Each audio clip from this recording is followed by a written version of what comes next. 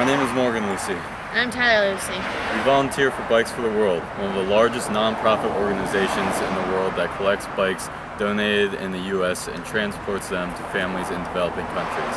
One bike dramatically changes a family's life by enabling them to travel 4 times faster and 4 times further for better food, better medical care, more employment opportunities, and allows their children, especially their young girls, to attend and finish high school. When I moved from Baltimore to Princeton so that I could attend the Lawrenceville School, I asked Keith Oberg, founder of Bikes for the World, if there were any collection partners in the Lawrenceville-Princeton area. Mr. Oberg was aware of Princeton University's long-standing donations of their usable and repairable abandoned bikes to the Boys and Girls Clubs of Mercer County.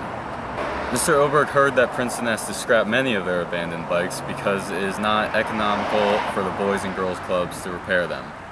Bikes that we in the U.S. consider not economically repairable are of great benefit to approximately 5 million people in Africa that make their living riding and repairing these kinds of bikes.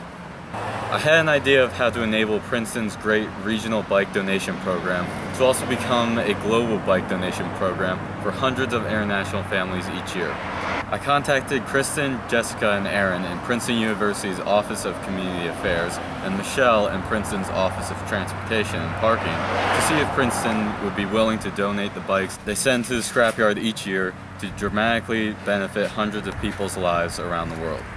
We could not have imagined a more wonderful response from Princeton. Not only was Princeton excited about expanding the reach of their very successful regional bike donation program, but Princeton immediately donated 75 bikes, most of which can be quickly repaired in the developing countries, where they are being shipped with the rest, becoming a source of valuable parts. Because each bike dramatically benefits an entire family's lives, these first 75 bikes Princeton has donated will positively affect about 500 people's lives around the world. Please accept a most sincere thank you from us and Bikes for the World to everyone at Princeton University for their generous donation and willingness to expand their great regional program to also be an incredible global partner with Bikes for the World. And of course, a special thank you needs to go to Kristen, Jessica, Aaron, and Michelle. Additionally, we challenged Blake Eldridge, Dean of Students at the Lawrenceville School, to ask their staff and the Lawrenceville community to donate old, unused bikes from garages and basements in a friendly competition to match Princeton's 75 bike donation lead and help empower many more people to positively change their lives. As of the totals today, Princeton is still holding the lead, but Lawrenceville is quickly closing the gap. Somebody, Tyler, just hold the other bikes and then fall.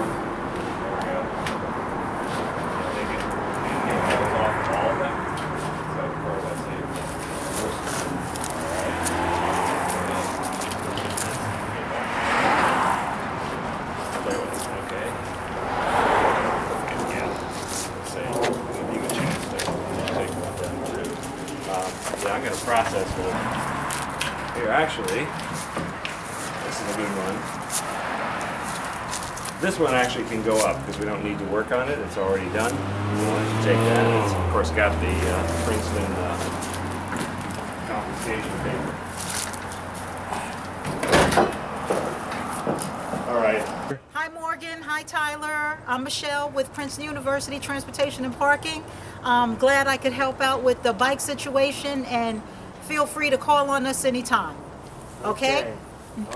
You know, we have a lot of bikes that get abandoned on campus, and we bring them into this warehouse, and there's a regional program we work with the Boys and Girls Club in Mercer County, where they take some of the bikes, they rehabilitate them and repair them with kids who live in Princeton and the surrounding area. They learn how to fix bikes, and then they sell the bikes at a store that they have in Ewing, New Jersey, and the proceeds from that program, the bike exchange, goes towards the other programs that they have at the Boys and Girls Club in Mercer County.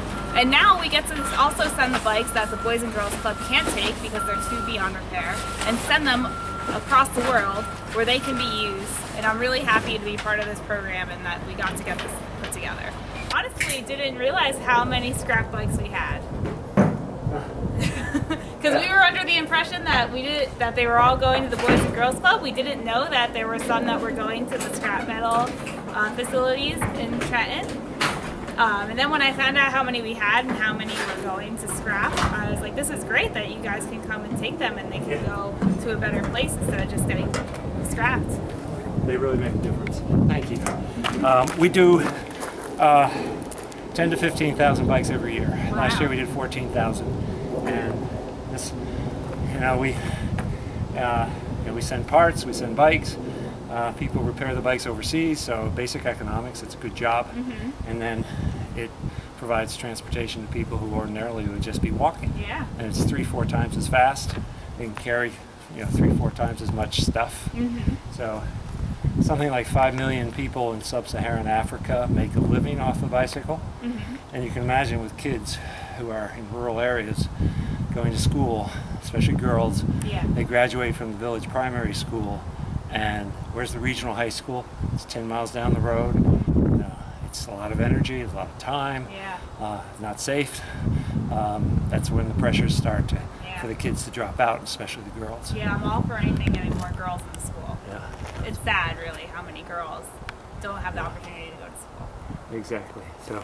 My dad used to own a bike shop, so I'm a little bit familiar with the mechanics of a bicycle. I am zip tying the pedals of the bike to the frame so that I guess it makes it a little bit more compact. Yes. And that way we don't lose the pedals. Actually, what I might do is do a bunch of them now. Oh, that makes it plastic. That'll break off.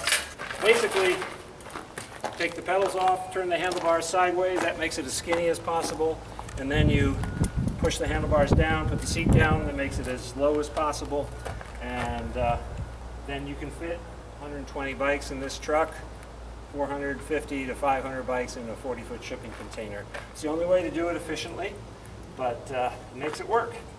And it's a lot of work by hand, but the product is valuable. That one, because it's so light, you might put it up higher. Okay.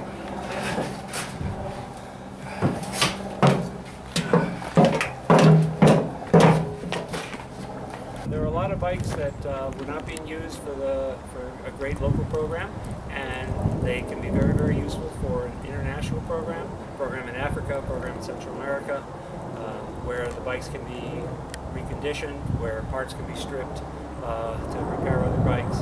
And this is a valuable product, and through the volunteer network with people like Flag Tyler and Morgan Lucy, we can get thousands of bikes that are literally going to waste in this country. So we're very grateful to Princeton University and to the volunteers who made this possible. And to Jessica. And Michelle in Transportation, Office of Community Affairs and Transportation and Parking Services.